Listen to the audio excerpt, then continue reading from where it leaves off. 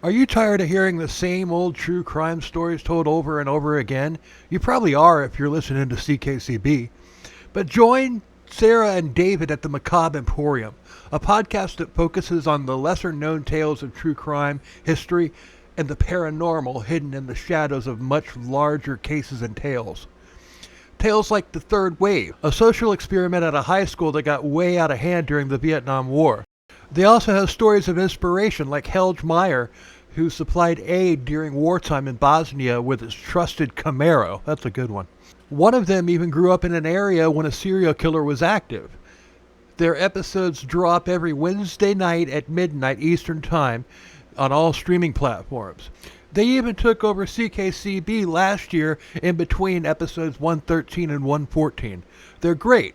Check them out.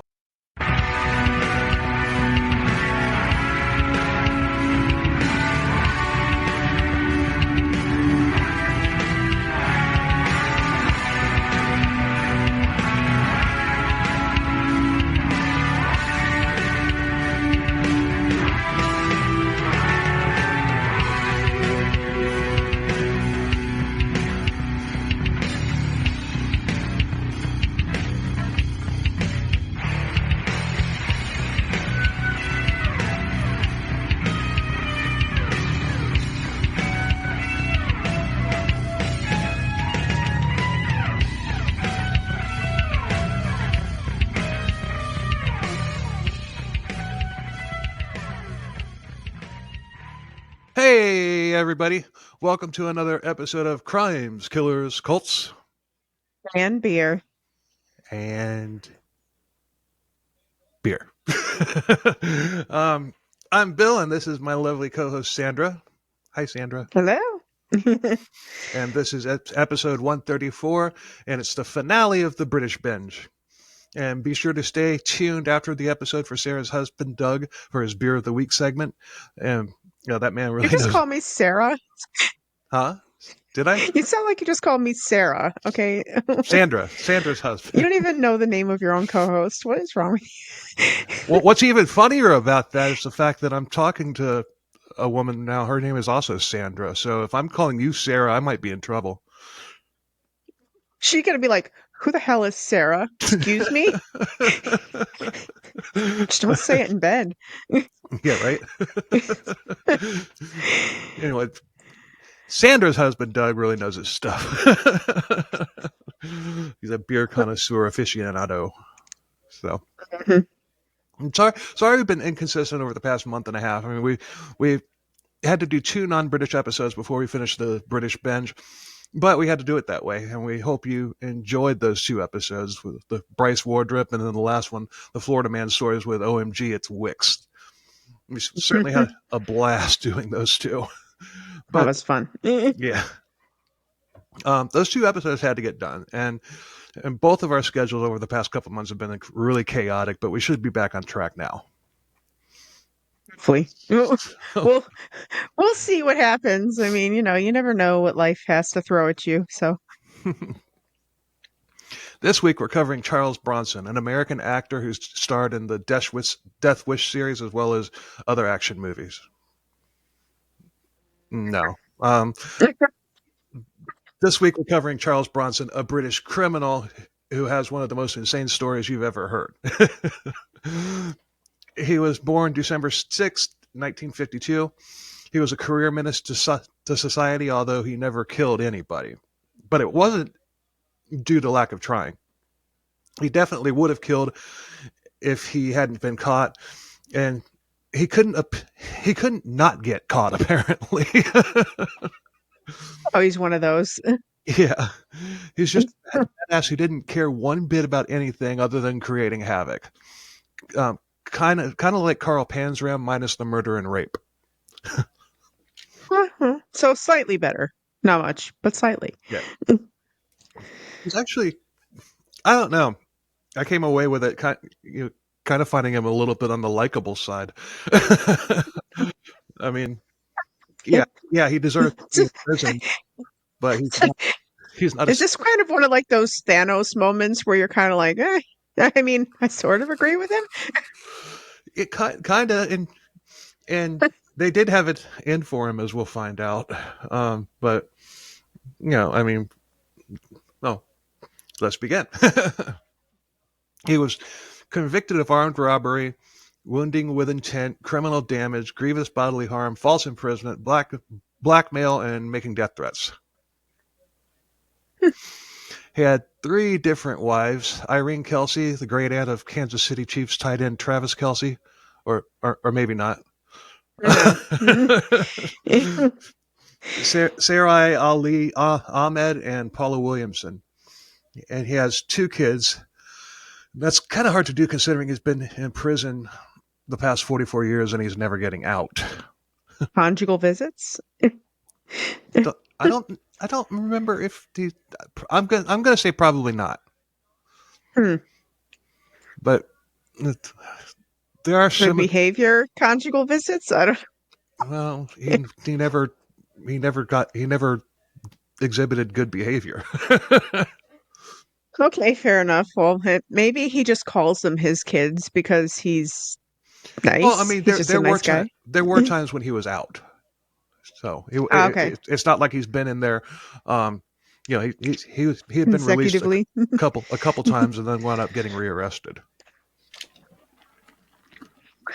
So he just got really busy when he was out of prison. That's basically what he did. Yeah, and there is some prison tender in this episode too. All right, prison tender. There's more similarities between Bronson and Panzram. Panzram was a really good writer, and so is Bronson. But Bronson is also a very talented artist. He's done thousands of drawings while in prison, mostly in a style similar to that of Monty Python. It's actually pretty cool. I do like, especially in the Monty Python movies, when they have the art that looks kind of almost like cutouts moving across the screen, Yeah. The big monster with a million eyes. Yeah, I love Monty Python. Neat. Neat. But I don't think there's one person on the planet who can actually recite what the Knights of Knee changed their name to.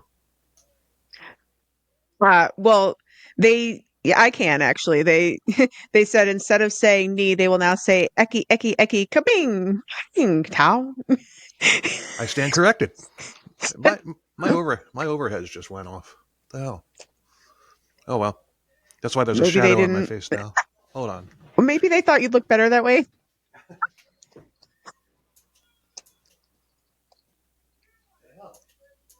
Oh well, screw it. But oh yeah, zoo boing. Actually, it was eki eki eki bakang zoo boing round.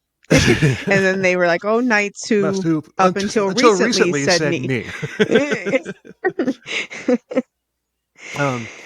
There's a 2008 movie that was made about Charles Bronson, simply called Bronson, and it stars Tom Hardy as Charles Bronson. It's pretty good, but it leaves it leaves out a lot, including a stunt that made him very famous. But put a knife in that. All right, we got a knife already. Yep. Sources are Charles Bronson's autobiography called Bronson. The cover of that book has a picture of Tom Hardy as Bronson from the movie.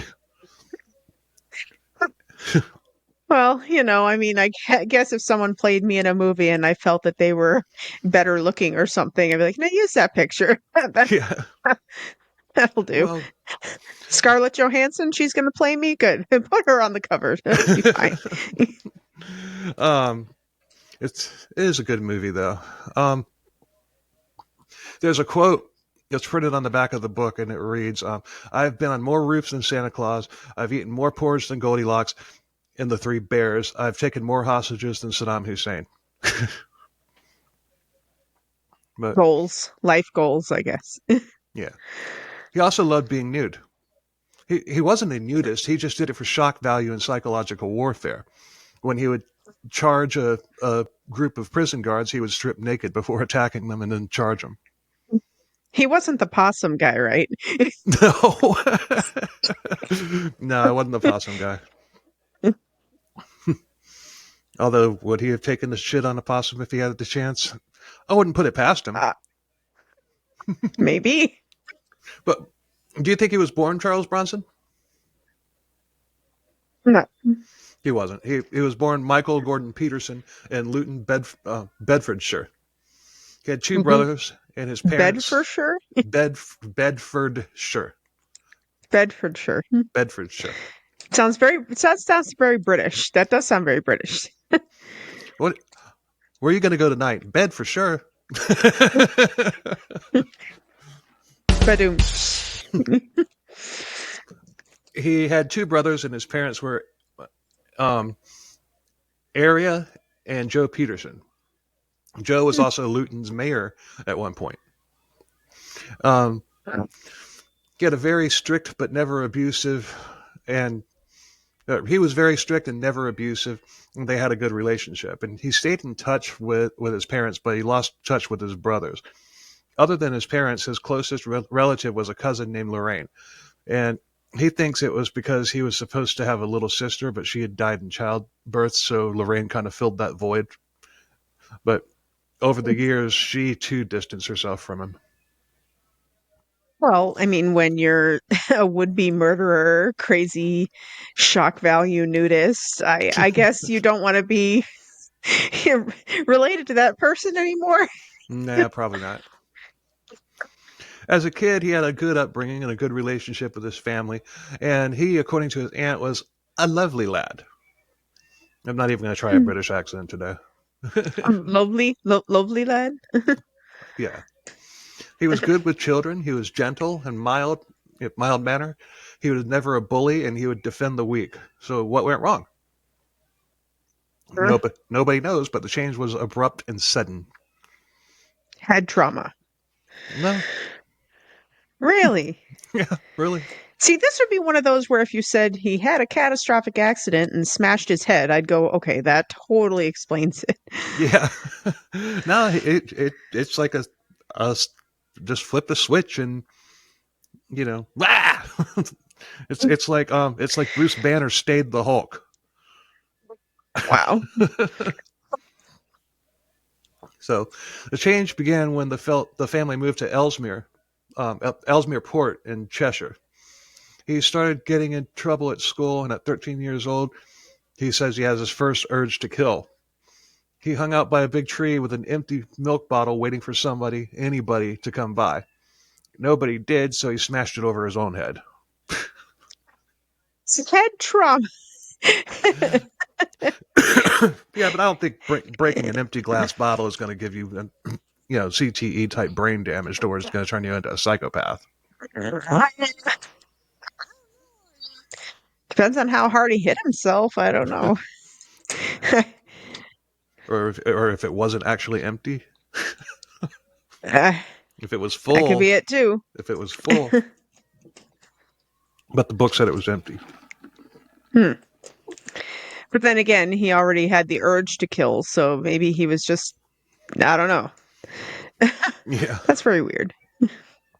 He also began running with a gang around that time. And he only received a slap on the wrist when they were caught stealing and committing other crimes. The most they had ever gotten was probation and short stints in juvie. He had always been tough, and he was really good at fighting. He got into trouble at school for truancy, and the family moved back to Luton because of it. He had been in an all-boys school prior, but there was a mixed school, which he hated. But he did develop his first crush on a girl before too long. Shirley. She became his Surely you girl. can't be serious. I am serious, and don't call me Shirley. But she became his girlfriend, but he was more interested in doing crime, so that relationship didn't last very long. Probably good for Shirley. Shirley.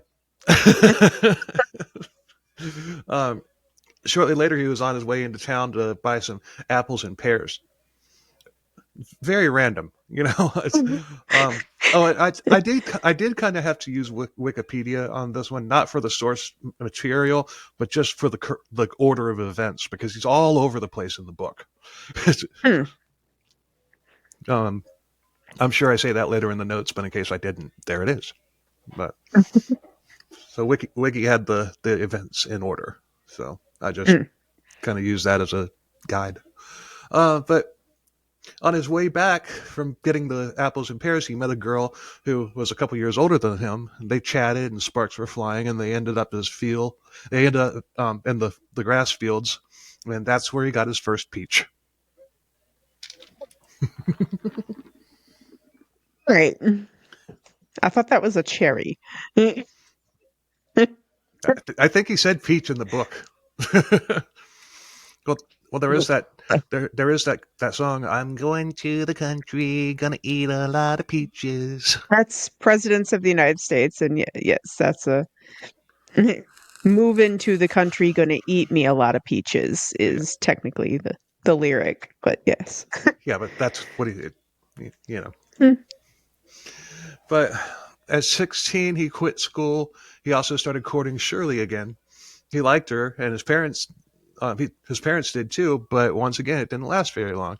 He got his job at a Tesco, and he hated it. And he hated it because it wasn't man's work. While there, he crushed on a girl, not a boy, named Sue. He even got her arm tattooed. Her arm tattooed on her name.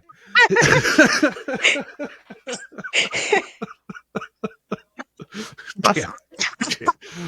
He got her arm tattooed on his name. Oh god. If he got her arm tattooed on his arm, that'd be even weirder. But Yeah. He got her name tattooed on his arm, but that relationship didn't last long, just like the job itself. Take a guess why? um, he was stealing. No, He didn't show up. no, He was naked. no. Okay, I'm out of guesses. He was fired because he beat up his boss, and he beat the boss with a pricing gun, and the boss was screaming at him in front of customers because there weren't enough eggs on display. So Bronson retaliated, and Sue didn't find that very attractive. Wow, with a pricing gun. Poor boss had stickers all over him after the fight. $3.99, or I'd say pounds, right? British pounds, because we're Yeah. oh, jeez. Well, he did get a lot of pounding. Poor guy. Yeah, I guess that might have been my next guess, considering who we're talking about. Yeah. Oh, He had a string of jobs, none of which lasted long because he was constantly beating up his coworkers or his bosses. He just didn't like being told what to do. yes. I mean, I can relate, but I don't go to work and beat my boss. It's a good thing he didn't work in a kitchen. Just fryers and boiling pots of boiling water in kitchens. or, or oh, he worked at a Cracker Barrel. Lots of cast iron skillets hanging. Oof. His jobs were mostly factory jobs and moving jobs and construction jobs that were basically suited to his physical stature, and that's the way he liked it. Also, at 16, he started drinking in bars, doing drugs, um, Purple Hearts, which I'm assuming is acid. It sounds like, I don't know. I'm not very. I'll have to look that up because I'm not savvy with all of the drug references nowadays. yeah, I'm assuming it was acid or ecstasy or something like that. Well, now But I gotta let you said Purple Heart. yeah, he definitely didn't get an American military award. Purple Heart is a nickname for the recreational drug Dexamyl, which is abused by youths in Britain. Blues. Oh, that's and it must be. It's like a pain reliever. It was prescribed to British Prime Minister Anthony Eden to treat abdominal pain, but it has since been suggested that it impaired his judgment during the Suez Crisis. Ah, Hmm. so I guess it's some combination drug barbiturate something. Something Uh, along the lines of like sniffing glue. Like, Yeah. yeah, just something that's not meant for that but works. Yeah. Or, I guess maybe if it was like a pain pill, if it was like a barbiturate, you could say that it was like a kind of like popping Oxycontins or something, maybe. I don't know. Yeah, but he also began sleeping around, juggling several different women. Um, he had older friends who got him served at the bars, and Juggling them? yeah, He must have been really strong. but he he did settle with one girl though, a 17-year-old named Myra, and he liked her a lot, but the first time he would see the inside of a jail cell, he had smashed up a bunch of cars after an argument with his girlfriend's father on Christmas Day, no less. Oh, I love classy. Yeah, I don't like you, Myra's dad, so I'm gonna go trash a bunch of cars that don't belong to you or me. That'll That'll show you. show you. Yeah. Warped minds think alike. um, in jail, he met his first jail friend, an older guy who taught him the ropes of prison life. Yeah, prison university.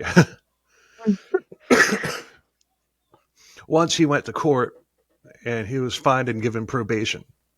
Um, well, once he went to court, he was fined and once he went to court, he was God damn it. Once he went to court, he was fined and given probation. There we go. Good job. Now say she sells seashells down by the seashore. I'd rather not. uh, but he still wound up getting back into petty crime with his buddies, and he had to get another non-manly job just to pay his fines. Mm. He settled into a, a moving job, and he would go looking for fights at nights. He also started stealing cars, and the night that he got arrested, he not only stole a lorry that was loaded with three-piece suits, but he crashed that lorry Mm. into the car, or into a car, and he and his friends took off running. Nice. Drive it like you stole it, right? Yeah, but back then they didn't have automatic transmissions in the semis, Mm. so that might explain how why he crashed it, because he probably couldn't get the gears. He probably didn't know how to double clutch and double shift. But Maybe. he was tracked by police for 90 miles to his parents' home, and he was arrested there, and he got fined and probation again only because the driver of the car wasn't going to press charges, and he wasn't hurt. He was also banned from driving for life. Ouch. um, his friends all got bail, but Bronson didn't. He he says he actually prayed for the driver of the car that he had hit. Just a random. Well, because he's such a nice guy. Yeah. He played it cool for a little while, just partying with friends. Yeah, but at 19 years old, he was convicted of a smash and grab raid, but the judge gave him a suspended sentence. In jail, he continued his prison education before his trial. But he was released and he applied for a hardship license. Somebody actually gave him one.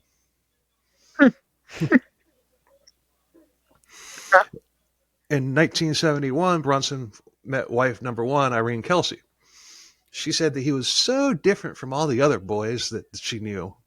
He was a looker, and he always wore nice clothes and had tailor suits. He was well groomed, and he had what he described as a Cockney accent, which I don't know what that is. Oh, But Cockney. That's yeah. Well, Cockney is not the that's not the higher up British accent.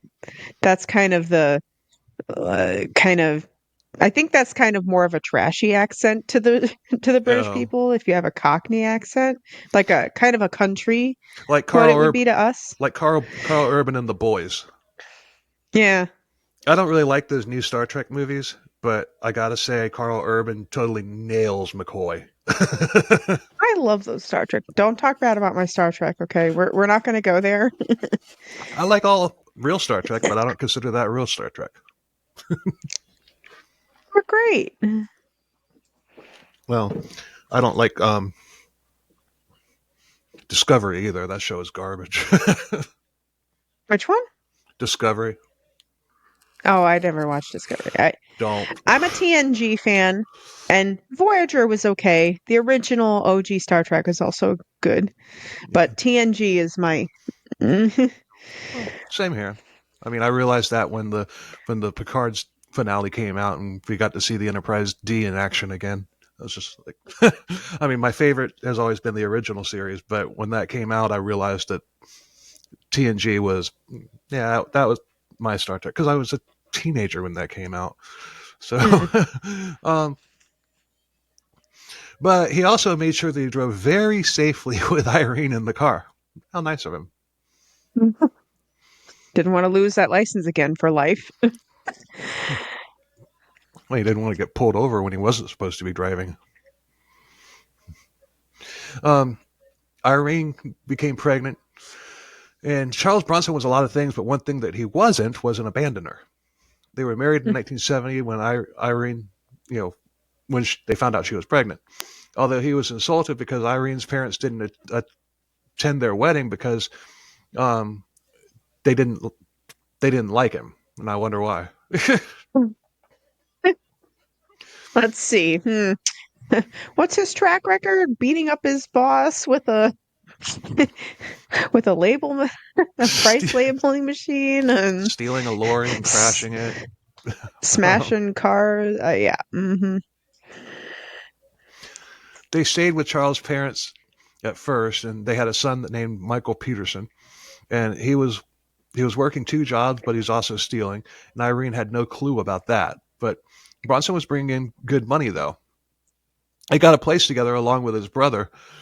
Um, they got a place together with his brother Johnny and his girlfriend. It was cramped, but it worked, and they all got along. But Charles was at the bars every night, and he started cheating on Irene, but she didn't know about the cheating either. But 5 years later, they were divorced. Why? Might have something to do with the armed robbery he committed in 1974 at 22 years old. I, Maybe. Could be. Irene, during the sentencing, just got up and ran out of the courtroom and didn't even look at Charles. And this was his first major crime, and he says that having to talk to Irene and his son through glass before the trial was something that he never got over. Um, I'm sure she didn't either. yeah, Apparently, she did not either. he was sentenced to 7 years at Walton Gaol, but wound up being transferred to a different prison because he beat up two inmates for no reason.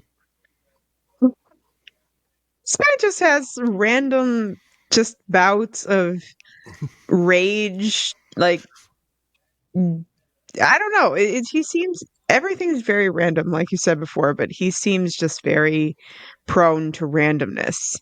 Mm-hmm. In 1975, he was sent to a different prison, and he was put on a work crew, but he refused to work. He smashed the workshop after getting into a fight with a prison guard. He was sent to solitary, but not before being sedated, and this made him sick, and he also wound up getting 6 months added to his 7 year sentence. He was in solitary for months because he attacked an inmate with a glass jug, and for that he was charged with grievous bodily harm. That got him 9 more months. He was sent. He was then sent to Armley Gaol, where they had heard of him, and he was shipped back and forth between Armley Gaol and Wakefield and Parkhurst, and Walton Prison. Just four different prisons between 1975 and 77. All of them are like, and the second he picks up a glass bottle, they're like, transfer. Yeah, it's like that one guy that works with you that nobody likes getting paired up with, but somebody has to do it. hmm Like, ah, shit. All right. I guess we'll take him for a little while. Okay. In 1976, a huge black man named Cece was put into a cell next to his. Cece was not a neighborly chap. They hated each other right out of the gate. He told Charles Bronson that he was going to tear his head off, and Bronson told him that he was going to stab him in the eye. Plus, Cece was a bully to other inmates, and if you remember, Bronson hated bullies. Mm-hmm. Bronson decided he was going to kill Cece, but wasn't sure exactly how he would do it. He didn't care about getting away with it. He just didn't think that he was going to be able to actually get to him. So Bronson decided to poison Cece, but he didn't he didn't have access to poison. So, as if taking a page from the Michael Malloy story, he used glass. He ground up glass, some clear glass, into a powder and mixed it in with sugar. Okay. Sugar was a hot commodity, so he asked Cece if he wanted some as a peace offering. So Cece accepted, and he gave it to him, and Cece was grateful. But a couple days later, Cece began pissing blood. He was examined, and the bag of sugar was found. Bronson was questioned about it, but he denied it, and Cece was taken to the infirmary and was apparently taken to a different prison because Bronson never saw him again. At least he got rid of him. Yeah. I mean, but that, oh man, can you imagine? Ugh. I mean, it's one of those things where, I wonder just, I mean, if you ground up glass enough, I would assume it wouldn't really hurt you. Because if you ground it into a fine powder, like powdered sugar, for instance, then probably not. But if you did it to about the same consistency of salt or regular sugar, then yeah, it's gonna fuck you up. Maybe. I don't know. And I wonder, it's like, while you're eating something, like, how many bites did he have to take to realize, this sugar is really sharp? Like, I don't know. Well, he probably mixed it in with coffee or something like that. Well, but even then, you'd be I mean, I think you would notice, like, if it was big enough chunks. Yeah, because sugar dissolves, glass doesn't. Yeah, I mean, you're chewing on it. I mean, I almost wonder if it was totally unrelated, because they have those people in the carnivals and stuff that eat light bulbs. Ugh, and and I've learned that if, like, they just say, like, if you chew it up good enough and in small enough little bits, that it ain't really going to do nothing to you. So I wonder if it was kind of like he did it, but that wasn't really what. And then I also think to myself, I'm like, well, he starts pissing blood. Like, why would that be what would happen? I would think he'd be doing it out the other end, because that would tear up his digestive tract if that was the case. That's why I was thinking he might have mixed it in with coffee or something like that. But that still wouldn't go to your bladder. It's liquid. It goes to your bladder. It doesn't. No, Bill. Your kidneys filter your blood. That's what goes to your bladder. Whatever you eat goes to your digestive system. Okay? The glass, you ain't going to swallow glass and it's going to show up in your bladder. That's not. The bladder's not connected to that. That's just to your kidneys. So, no. That's not how that works. He'd be shitting blood. That'd be what it would be. So I think it was totally unrelated. He probably had a kidney infection or a kidney stone or a bladder infection or something that caused him to do that, because that wouldn't be it. In 1977, he was taken from Yorkshire to London, and he was chained to the floor of the prison van, and he was put into solitary. Oh, God.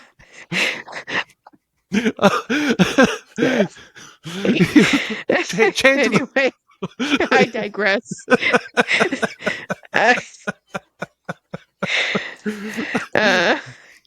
Try that again. In 1977. Remember, kids, you can't piss blood from eating glass, so eat all the glass you like. Yeah, Oh, she's a teacher. She knows these things. I do. In 1977, he was taken from Yorkshire to London, and he was chained to the floor of the prison van. There, he was put into solitary, but they actually allowed him to get into a fitness program, and he was then put into Gen Pop, where he continued to attack inmates and damage property. That just seems like normal, typical behavior for him. I think they need to expect it at this point. That Yeah, she's just gonna eventually. like if he went a week without beating somebody up, unless then they might think that something was actually wrong. That's when the guards start getting a pool together about when exactly he's gonna snap and beat the shit out of another inmate again. Or guard. But he was then sent to Wadsworth Prison, where he tried to poison an inmate. He was then sent to Parkhurst Prison, and that's where he mentioned the Cray twins, who we mentioned in the Mackay episode. He described them as two of the best guys he ever met. Reggie Cray said this about Bronson before he died. Charles Bronson and I have been friends for many years. My opinion is that he would be more benefit to society helping kids than wasting more time in prison. He has a lot of talent which is going to waste, but put a knife in that. Um, he was He sent back. seems very stable. Put him around children. Well, we'll get to that. That's why I said that's why I said put a knife in that. He was sent back to Wadsworth for threatening to kill a prison guard, and there he got 4 months in solitary for trying to dig his way out of a cell. What is this, like the Great Escape? What? Shawshank Redemption.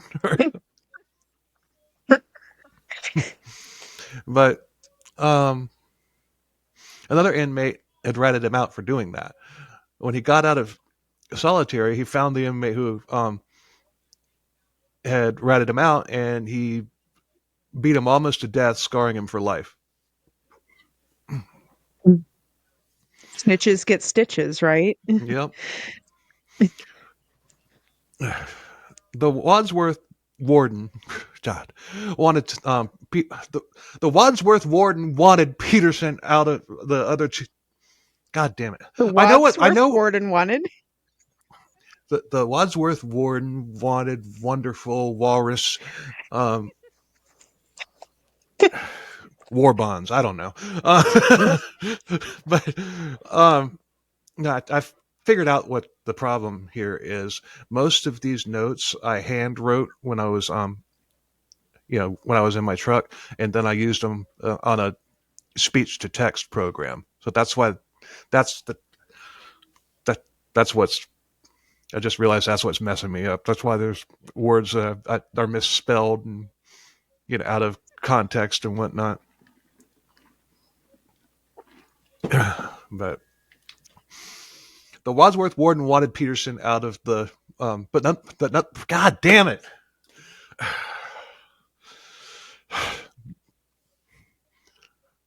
The Wadsworth warden wanted Peterson out of the, but none of the other prisoners would take him. Finally, the psychiatric wing at Parkhurst took him. There, he attacked yet another inmate with a glass jar. He also got another grievous bodily harm charge. He attempted suicide after that and attacked another prison guard and was transferred to Broadmoor. But then he wound up being sent to Rampton Secure Hospital. They had to sedate him, but he wasn't having it, and it took 6 guys to hold him down. They tried to force the pills down his throat, but Bronson had the force of an alligator in his jaw and refused to open his mouth. You're trying to, like, why not just give him an injection? Like, I don't understand. Like, this is a hostile person who doesn't want to be sedated. Let's see if we can get him to swallow some pills. I'm sure that'll go very well. What are you thinking?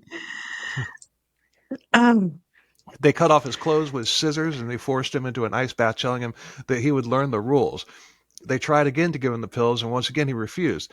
So they flipped him over, and they jabbed a hypodermic needle into his ass, and he screamed, "You dirty bastard!" And out went the lights.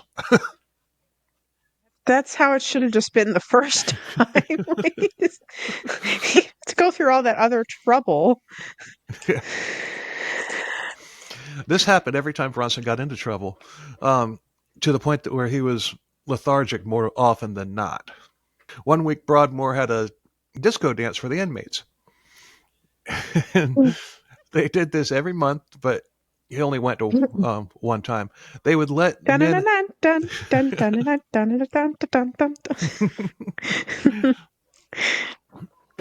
Oh, disco.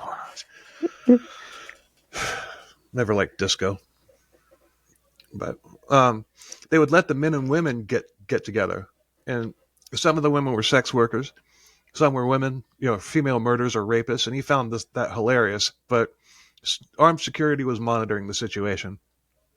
Plus, everybody was drugged. What kind of prison is this? I don't know. This scene... We're gonna have a disco party for you. Here's the female inmates. Here's the males. Go of you get together and have a drink while you're at it. Well, in the movie, this scene was pretty fucking hilarious. But a huge black woman grabbed Charles and dragged him onto the dance floor, and she was holding him so tightly he couldn't get away, so he just went with it. Oh, man. Charles Bronson was a lot of things, but one thing he wasn't was bad to children. While at Rampton, Bronson tried to kill a child rapist / murderer named John White, and he tried to strangle him to death. And if he had maybe 10 or more seconds before he was pulled off by the guards, he would have killed him. And White had just been giving the beginnings of a death rattle, and as a result, he got the needle butt treatment. You rat bastards! I mean, it is true that even child molesters and things like that, they don't do well in prison, because it's if other prisoners think what you did is so horrible that you deserve to be killed. Yeah, just stay away from the guy that took a crap on a possum. Always stay away from that guy. Yeah. Next to him is Banana Guys. Stay away from him too. If you haven't, go listen to the previous episode, number 133, with OMG, it's Wicks. That was... Everyone listening to this who hasn't watched that episode, it's like, possum, what the... Go...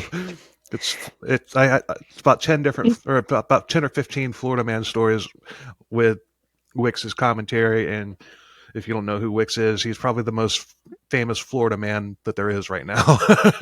Oh, and I did tell you that after that episode, my phone that is always listening to me has been popping up like Florida Man stories. I'm like, okay.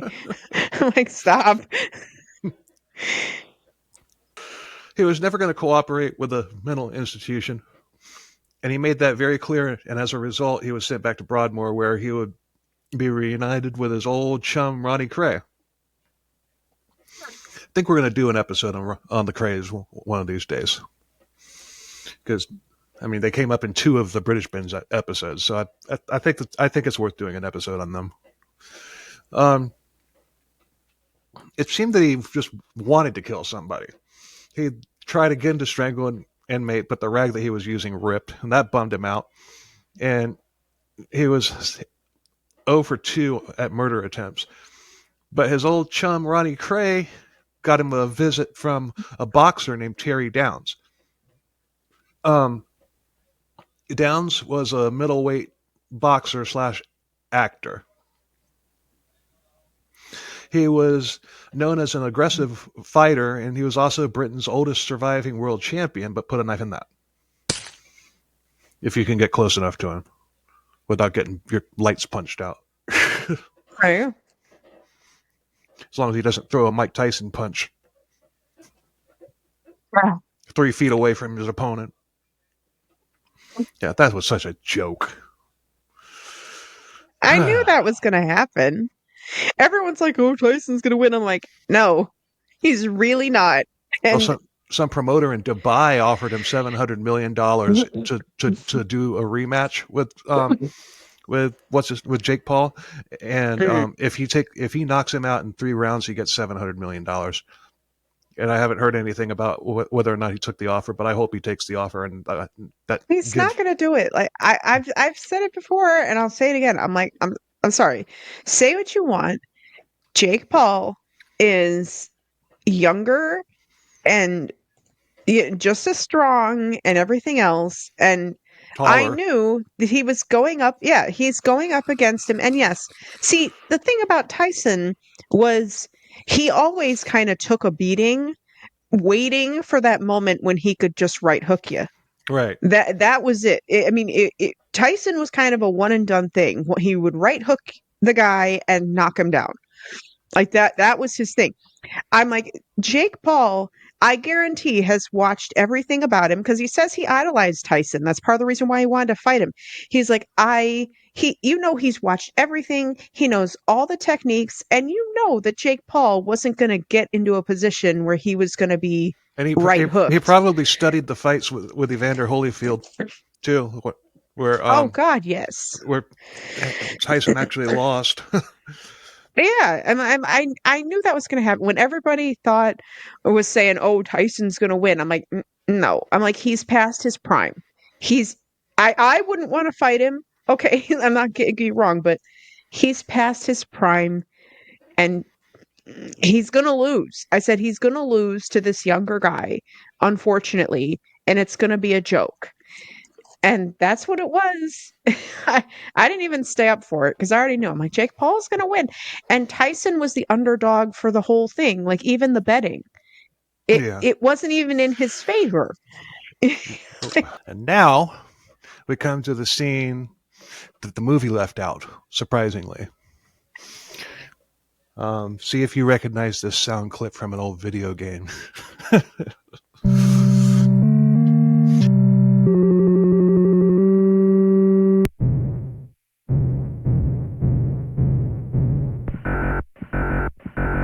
In 1982, Peterson Bronson began his love affair with rooftops, and he climbed up to the rooftop of Broadmoor like Donkey Kong, and he was ripping off the tiles, the roof tiles and whatnot, and throwing them down at people like Donkey Kong would hurl the barrels down.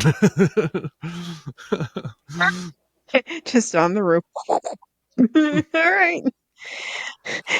All the policemen jump.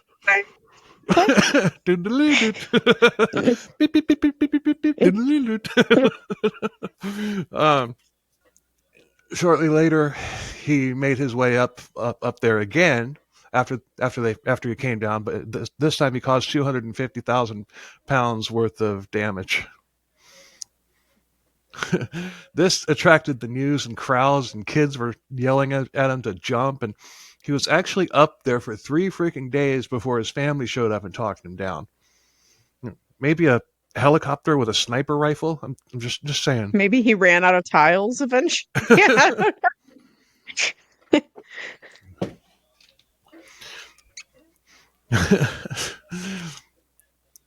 Then all of a sudden it starts raining, and then he's bitching because the roof is leaking.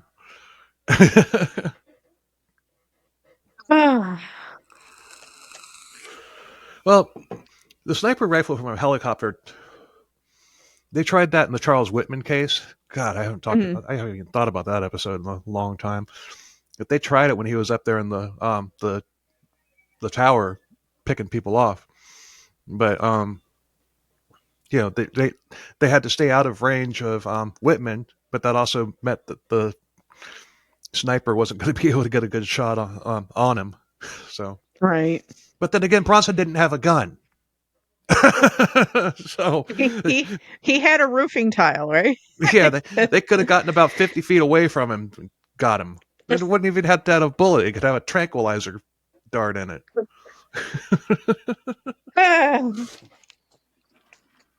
Well, like I said, that there are several things that don't make a lot of sense. I mean, discos, ice baths instead of just hypodermic needle at first, not tranquilizing. After this incident, he received treatment in solitary, but that's when he took up art. He got more prison art awards than any other inmate ever had. He was also good at poetry, and he made some cartoons as well. And if you put up some of his art, if you put some of his art on a Monty Python episode, you'd swear that Terry Gilliam had drawn it. To find some of his art, like put it up in the episode, like, look at that. I probably will. Just in the video. But I'm going to start doing stuff like that with these videos. They got to be more than just us. I know, even though I am pretty to look at. You are. You're a beauty, Sandra. Thank you. You remembered my name this time. Thank you. Practicing. For the other Sandra, got it. Yeah, don't want to call a potential girlfriend by the wrong name right out of the gate. But he just couldn't stay off the damn roof. This time he got up there and he was demanding a prison transfer, but he was talked down rather quickly. And after that, he began an 18-day hunger strike and was granted a prison transfer to Ashworth Hospital in June of 1984. This time, the news had dubbed him the killer on the roof. Make a musical out of him, like Fiddler on the Roof. Yeah. Got to be careful with that. I mean, like that pedophile that he tried to kill, you could call him the diddler on the roof. But I think this is a good follow-up to the freaking Wicks episode. Honestly, I really do, because it's funny. I mean, it's got sounds like a Broadway smash hit to me. Yeah. Oh, it's funny that you say that, because the Bronson movie is done kind of like with, as if Bronson was doing like a one-man show on stage. Nice. Yeah, it's really good. They just left out the roofs, and I don't get why. But he briefly calmed down for a while there. It had more modern facilities and a more progressive staff, but that wouldn't last long, of course. Charles Bronson was a lot of things, but one thing he wasn't was gay. An inmate Get hold of another milk bottle. An inmate named Marvin Horley made sexual advances toward him, and Horley? Yeah. Aptly named. Yeah. Bronson broke a sauce bottle and stabbed Horley with it. Wonder if it was hot sauce. Just just make it even worse. That would suck. Thank God sriracha comes in plastic bottles. Frank's Red Hot doesn't. Oh yeah, Tabasco's. Yeah, I don't like Tabasco. I don't like jalapeno peppers.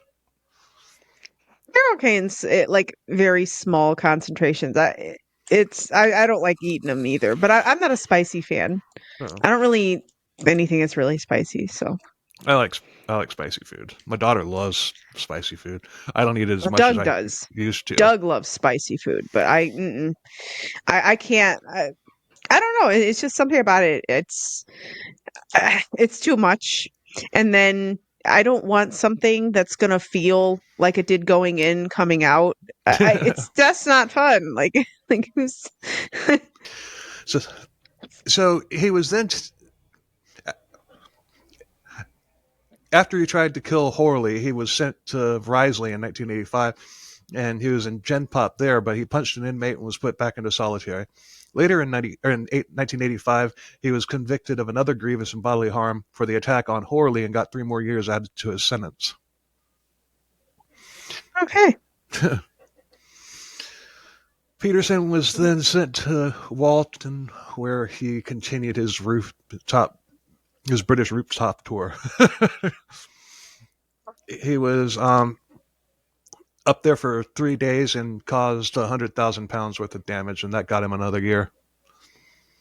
He was then moved to Albany, where on the first day he beat up another inmate, and they shipped him off to Wormwood Scrub, and then back to Wadsworth for 2 weeks later. Well, he seems like he's been to Wadsworth more than everywhere else. Just leave him there.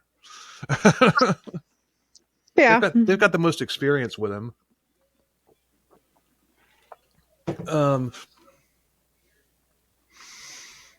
In 1986, he was transferred to places that he'd already been 7 times, and to Winchester, where he had never been before. Once back to Wormwood, he got in trouble again, where he attacked and strangled the governor, but he was pulled off before anything that could happen to him. His last stop before he was released, he was sent to Gartree in January of 87. So after his release, he calmed down, got married again, and lived happily ever after.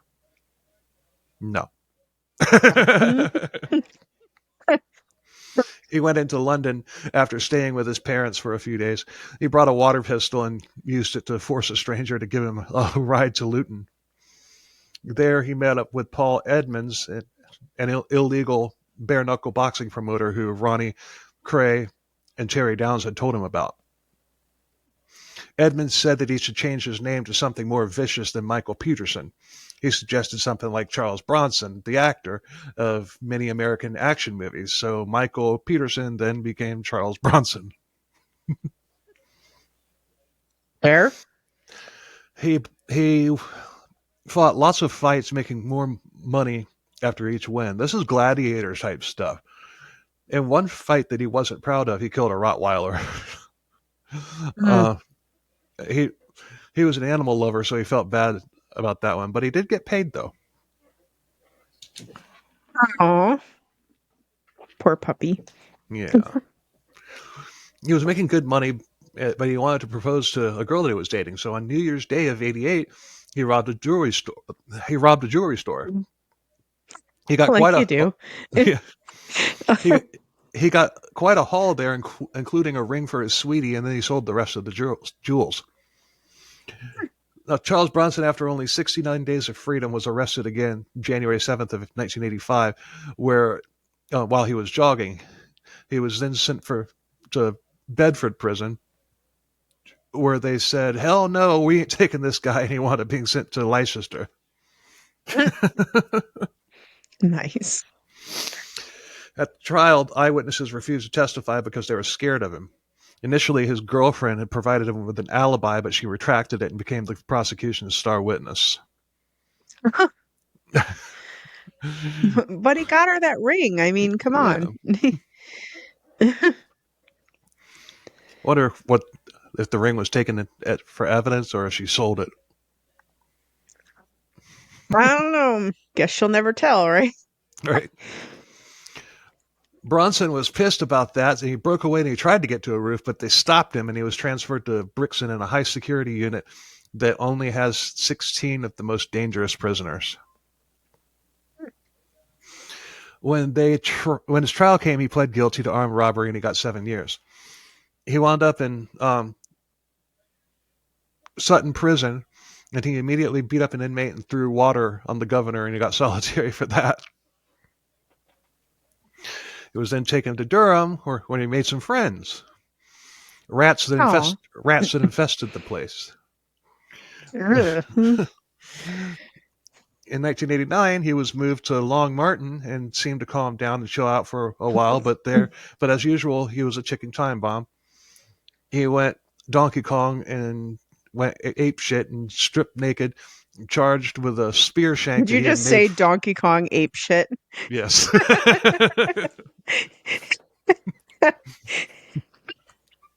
But he charged a group of guards with a spear shank that he had made from a broom handle and a broken bottle. Nobody was hurt, but he was subdued, and he tried it again.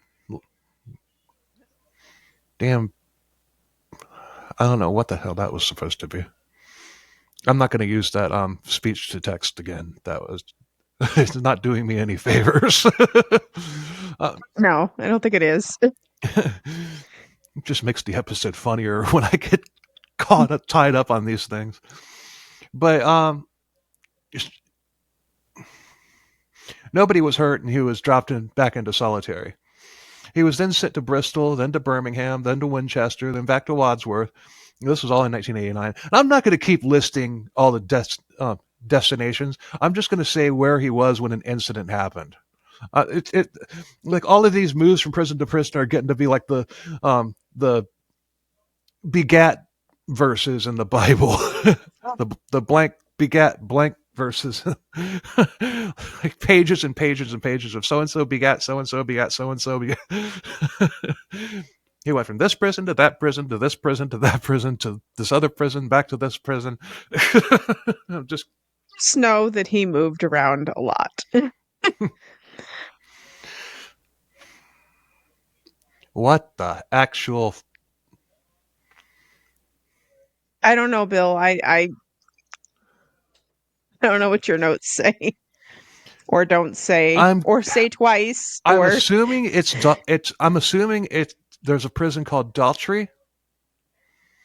Maybe. But this says at Dollar Tree, he attacked 2 prison guards. Was he on the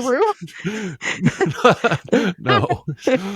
But he took the deputy governor hostage, and Dollar Tree. Didn't someone repeat the guy robbed the Dollar Tree more than once? Is this guy? Yeah. Same Dollar Tree. Episode 133, folks. Florida Man Stories. But at Parkhurst,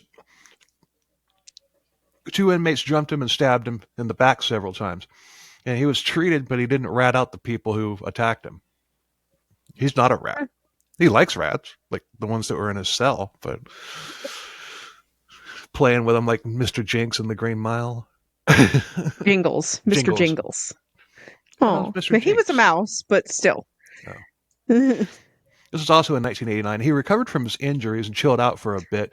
But what do you think happened next? I mean, with him, it could be more violence, more beating up, more bottles, more moving, more roof tiles. What happened next? Nothing. He was released from prison in November of 1992. Oh, did he get married again? No, but how long do you think that he was free before being arrested again? Oh, a matter of weeks, days, hours? 53 days. 53 days. All right. Conspiracy to rob. He was then taken to the New Woodhill prison. And at that time, he had found a new girlfriend, Kellyanne. He swore that Kellyanne was cheating on him, and he broke the suspected lover's nose. And he also claimed that Kellyanne and a friend were framing him. In 1993, the conspiracy charges were dropped, but he was fined £600 for breaking the lover's nose, and then he was released. So, how much freedom this time? Take a guess. Probably not very much. 16 days, because conspiracy to rob, but he would dodge those charges when he was arrested, because he had a sawed-off shotgun in his possession. So they went with the shotgun, dropped the conspiracy to rob.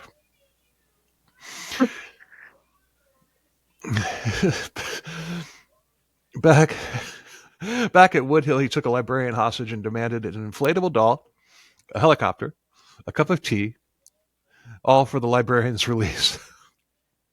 An inflatable doll, like what, life size? Yeah. For a cellmate? Yeah. What? But take a guess why he stood down and released the librarian. Oh.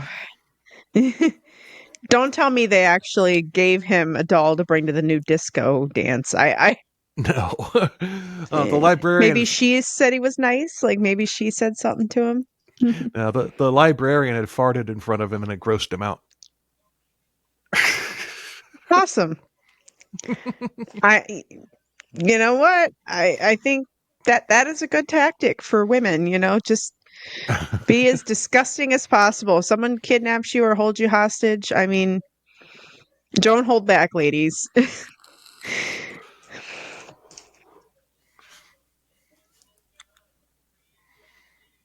The bear or Charles Bronson?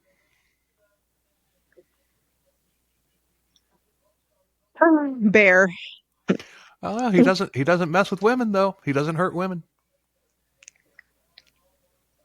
He's really unpredictable though. My thing is I'm like, you know what? I look at his track record and go, this guy cannot be trusted. Even though he hasn't hurt a woman, I would figure he hasn't hurt a woman yet Yet. Yeah. because he's clearly not right in the head. So it'd be the bear for me because at least the bear, I know the bear is probably not there to hurt me. In trial, he pled guilty to having the shotgun, but not guilty to conspiracy charges. He said he was going to use the shotgun to blow his own head off, and he got 8 years and wound up at Wakefield, and he got 40 days in solitary naked upon his arrival there. And he bet he enjoyed that. It's naked time! Well, if you're in solitary, I guess, what's the point? Why be enclosed? Yeah. In the hole, he chilled for 7 months, or for several months, and then he took the deputy governor, Adrian Wallace, hostage on Easter of 1994. The guards took him down. He was sent back to Wakefield, and there he was put in the Hannibal cage, which was previously occupied by Robert Mosley. Robert Maudsley, who I thought Robert Maudsley was who I was covering when I first set out to write this episode. I had my guys confused, but I'm glad that it wound up being this guy and not Maudsley because this is a much better story. Maudsley was a sicko, but Eh. Robert killed 4 people, and it was reported that he ate the brain of one of his victims. This was proven false, but he was nicknamed Hannibal the Cannibal. And With some fava beans, a nice yeah. Chianti. But he was kept in the cage, which was the inspiration for Hannibal and Silence of the Lambs. He's now kept in a secure underground cell at Wakefield, and he'll never get out or never even see the light of day again. This was also depicted in Silence of the Lambs. He is England's longest serving inmate in solitary. Wow. But back to Bronson.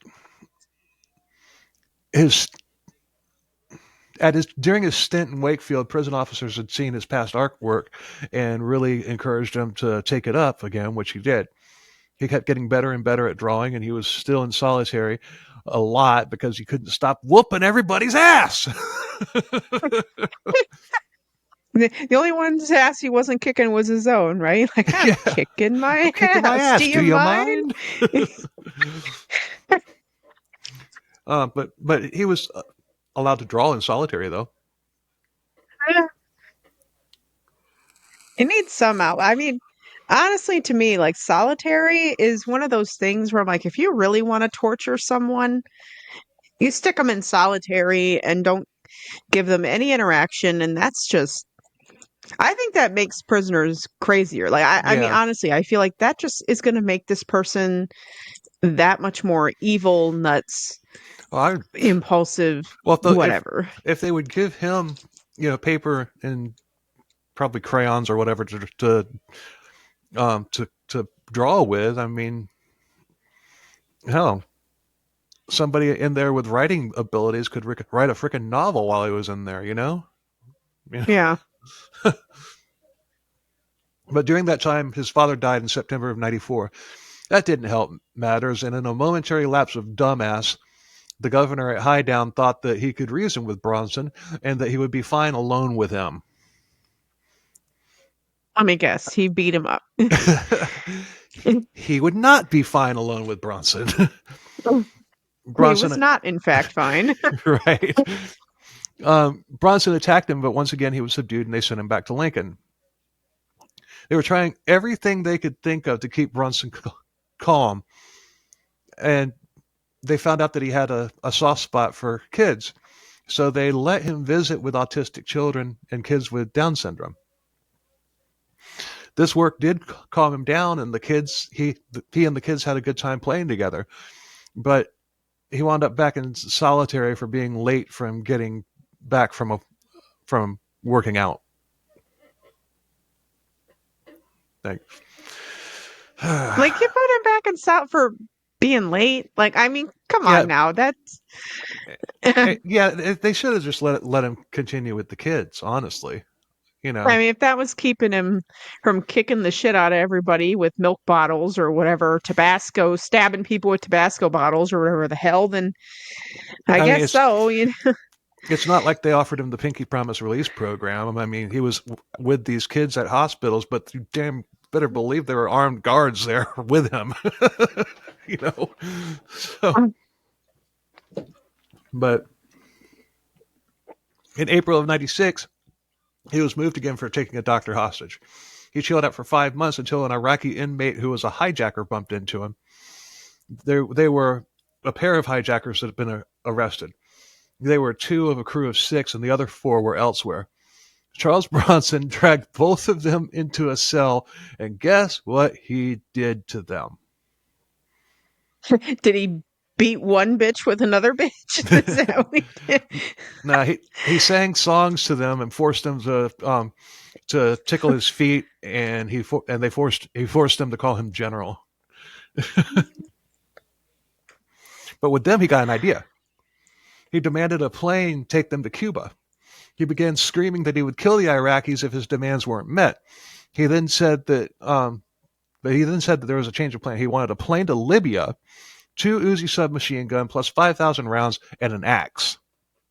He also wanted the 4 other Iraqis brought to the airport to go with them to Libya, and he wanted political asylum for all of them from Muammar Gaddafi.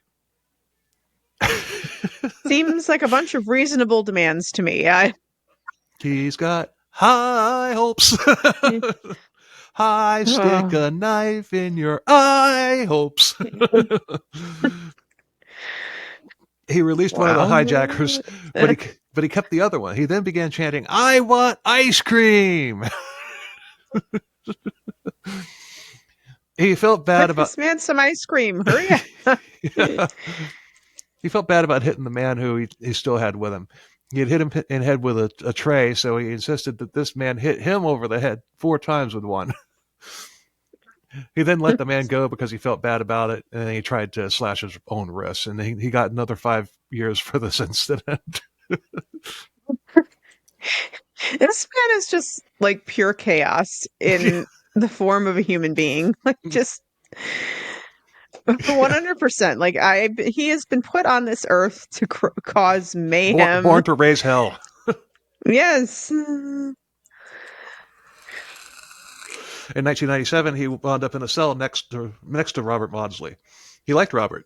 He was intelligent, funny, and witty, according to Bronson, and he admired him, calling him the true Hannibal Lecter, and that he was a true survivor.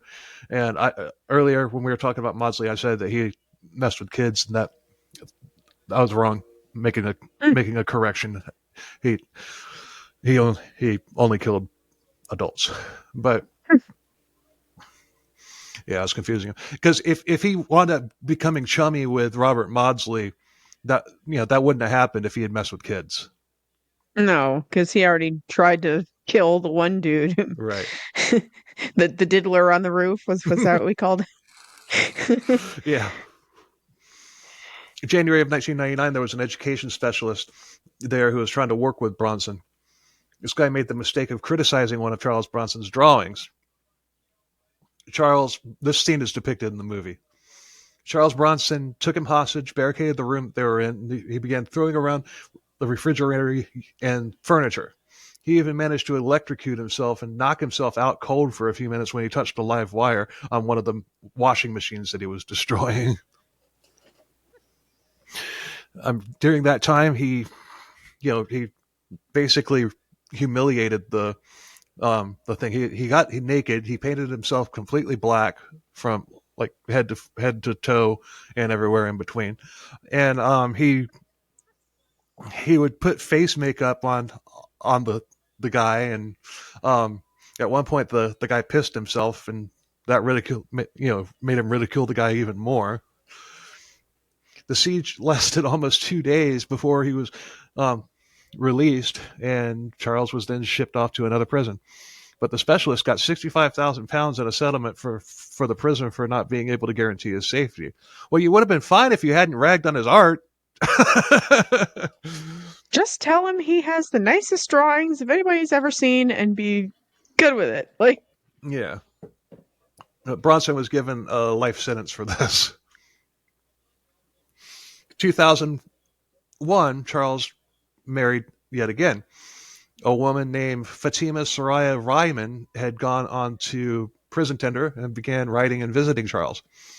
They were married after 10 visits, and as a result, she lost her job at a women's shelter after her boss found out about her new hubby.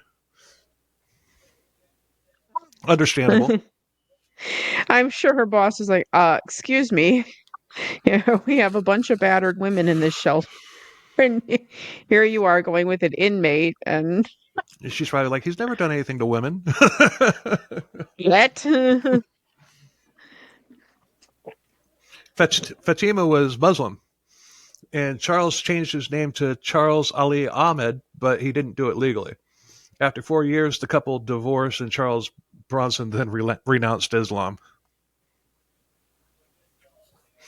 By now, Charles Bronson had begun appealing his life sentence. He was rejected unanimously in 2004, but he had been behaving himself for a few years, and that trend continued. In fact, 2007, there was a fight that Charles Bronson didn't participate in, and two guards, there was a fight he didn't participate in, but two guards beat him anyway, thinking that he was part of it, and broke his prescription tinted glasses. Yeah, I'm never using that speech to text again. In 2009, his parole was once again tonight. That's what it says, tonight. Denied. Denied. In 2013, there was a petition sent to Prime Minister David Cameron with 10,000 signatures for his release. He even included a note to the Prime Minister that he himself wrote, asking to be able to live what was left of his life and not be buried in the prison system. February of 2014, he hadn't heard anything, and he attacked the prison warden, or governor, because he was convinced that his mail was being withheld. He had reason to suspect this because there were 2 letters from his mother that he knew she had written, but he never got. Oh. He got 2 more years in prison, and stated that this may, and the prison stated that they may have. This is what it says. He got 2 more years in the prison, stated that his mail may have been mishandled. Mail as in man. Oopsie. But yeah, His mail may have been. I got. Yeah, that threw me off.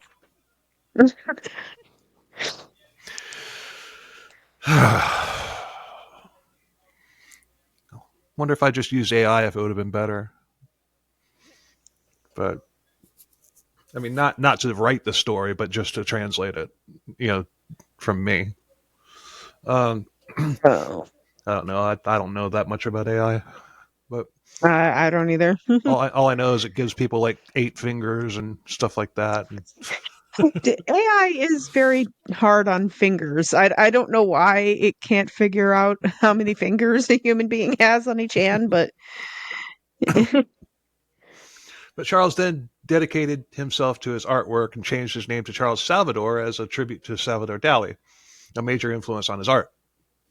He said that Bronson was born in. He said that Bronson was born in 1987 and died in 2014. Okay, so he was no longer Charles Bronson. he began auctioning his work and donating the proceeds to charity. In 2016, actress Paula Williamson logged onto Prison Tender, began writing and visiting Charles Bronson. They were married November of 2017. She also began a campaign for his release. But in July 18, Charles Bronson got wind of a photo of Paula motorboating a fan at a party. He asked for a divorce, but on July 29, 2019, Paula was found dead in her apartment. No foul play was suspected. Yeah, they don't. I don't know if she killed herself or OD'd or slipped on a banana peel or what, but it wasn't like there were people that thought that Bronson may have put a hit on her. How could he have done that? He didn't have any money. No. But Well, and thus far, he hadn't done anything to women. right. Well, he couldn't. He couldn't have done it himself either because he's in prison. Unless True, but unless he climbed up on a roof and launched a bazooka at the apartment. a roofing tile hit her in the tile. head. Yeah. Like that scene in Ben-Hur. In 2017, Charles Bronson and a photographer named George Bambi that he had been writing to came up with a plan to make everybody think that he was Charles Bronson's son. Why, I don't know. But in 2023, Bambi admitted that it was just a ruse. 2018, he was found not guilty of grievous bodily harm attempt on a prison governor. He had behaved himself at that point for almost 20 years and said that the injury was an accident. He didn't mean to do it. And they obviously they believed him.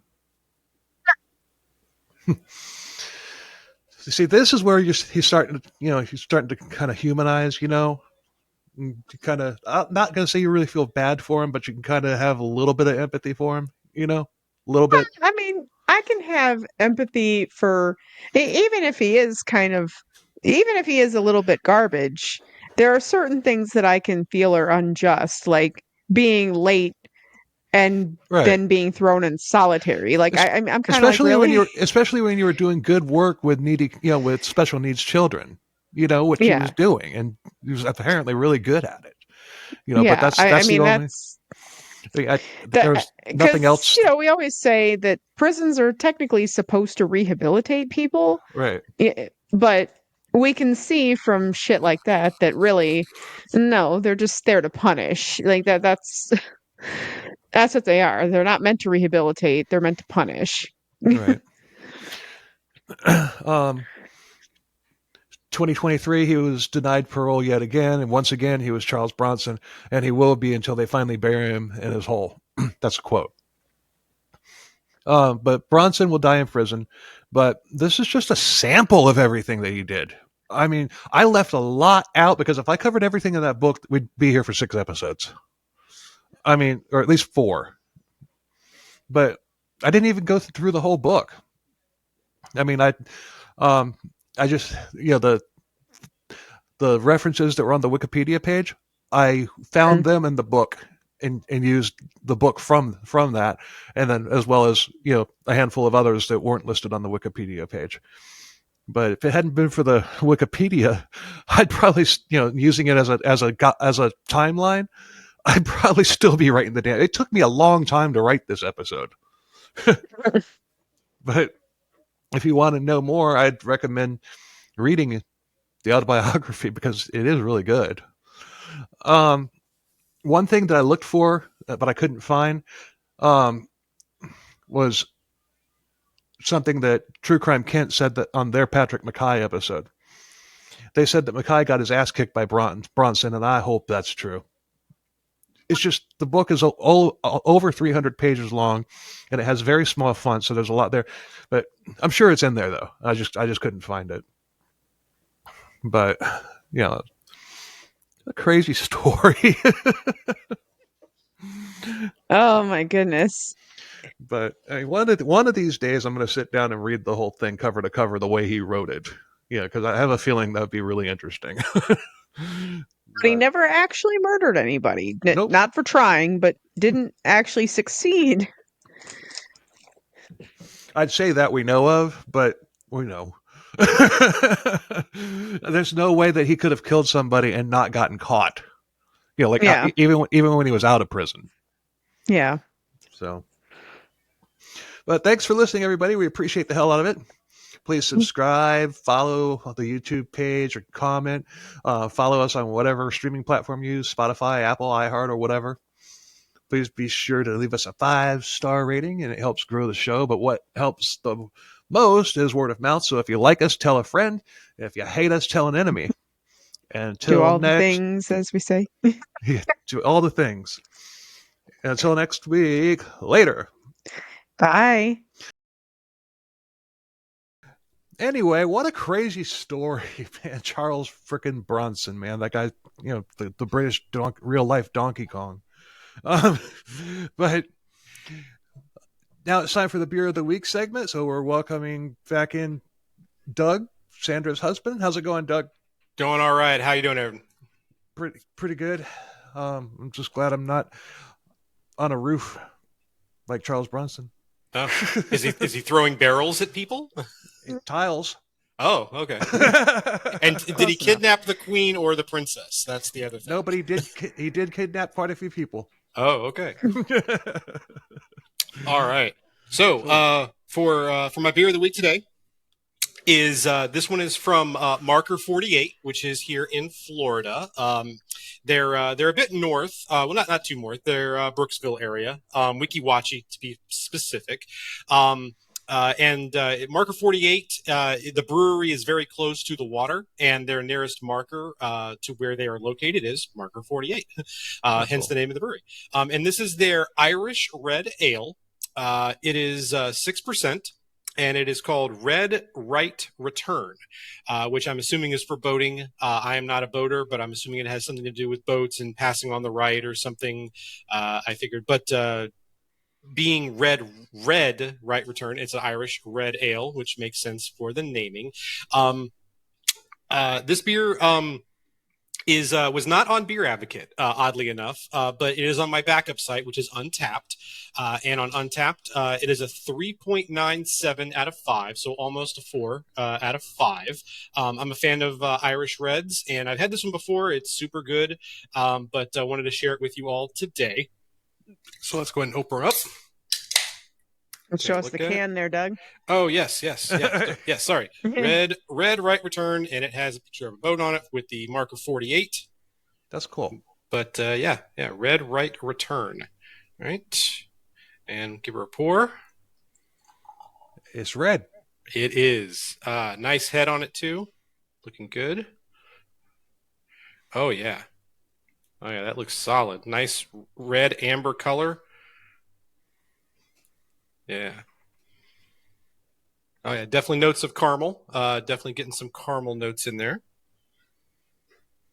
Little malty, too. Caramel and malt for an Irish red, but let's give her a taste.